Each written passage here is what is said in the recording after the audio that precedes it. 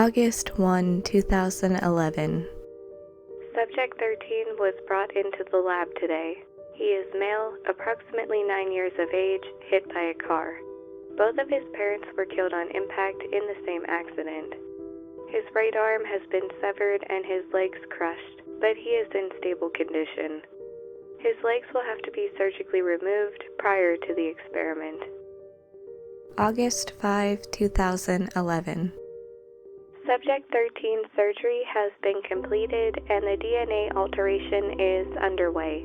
If all goes well, he should exhibit superhuman abilities mirroring those of Subject 1. These abilities will be recorded and compared with Subject 1 in the entries to follow. Here's hoping he outlives the last 11 subjects. August 10, 2011. The DNA alteration was successful. Subject 13 resembles Subject 1 in that his skin has become a pure white color and he lacks a nose and a mouth. Subject 13, however, has eyes, pure black, empty, soulless eyes. He is currently being observed in his room. It is expected that he will be able to regenerate his lost arms and legs as Subject 1 could, though this does not appear to have begun yet. Also, unlike Subject 1, he has displayed no signs of hostility. August 20, 2011. Subject 13 has successfully regenerated his legs and arm. His newly regenerated right arm and hand are significantly larger than his left, and his hand has sharp claw-like fingers. Caution will be exercised when handling him. Subject 13 has also displayed the ability to camouflage with the grass introduced to the floor in his room. He appears not only to change his color, but also the texture of the surface of his skin. This mirrors Subject 1's ability to blend into a nearby tree. Subject 13 will no longer be allowed to leave his room, as this ability may give him the opportunity to escape the facility. August 31, 2011.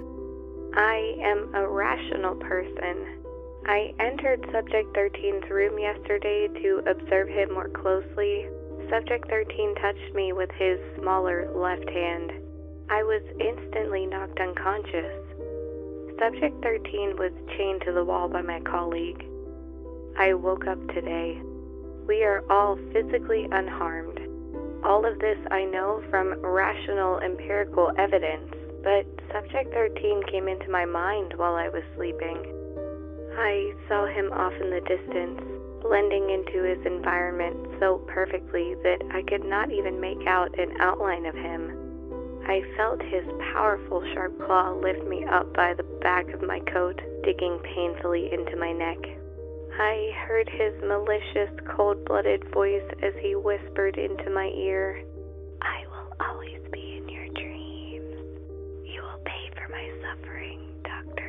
Smith." Subject 13 was not in his own body while I was unconscious. How could my colleague have restrained him if he was? Subject 13 was with me, in my mind, in my dreams. I could feel him. I looked into his empty black eyes and I see nothing, but I feel his pain, his hopelessness as this foreign DNA, the DNA we forced upon him in the hopes that we might follow him into superhumanity, destroys his very being. The boy who survived the car accident is dead. All that remains, all that I can feel is Subject 13. Subject 13 must be killed. October 10, 2011. I have returned to the lab and to Subject 13. I knew they would refuse to kill it. Its abilities are even greater than they were when I left.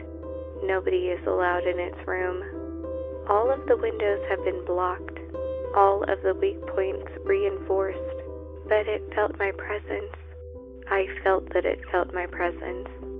My colleague went to feed it, and it stuck its giant monstrous hand through the food slot and sliced his throat.